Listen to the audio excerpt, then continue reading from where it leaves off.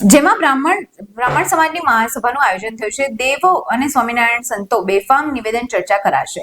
થોડા દિવસ અગાઉ સમસ્ત ગુગળી બ્રાહ્મણ સમાજ દ્વારા વિરોધ પ્રદર્શન કરી દેવાયું છે. સમાજના આગેવાનો પણ મહાસભામાં જોડાયા છે. મહાસભા પૂર્ણ થયા બાદ ગુગળી બ્રાહ્મણ જ્ઞાતિ 505 બ્રહ્મપુરથી આગળના દિવસોમાં સંપ્રદાય સ્વામીના FIR નોંધાવવા ચર્ચા થઈ રહી છે. સ્વામીઓ વિરુદ્ધ કાર્યવાહી કરવામાં નહીં આવે તો પ્રતિક ધરણા પર ગુગળી બ્રાહ્મણ સમાજ ઉતરશે.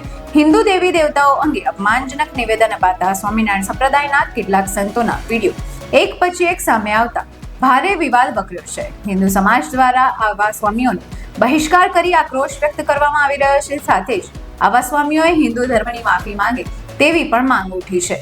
દરમિયાન આ મુદ્દે હવે વિશ્વ હિન્દુ પરિષદ પણ મેદાને આવી છે.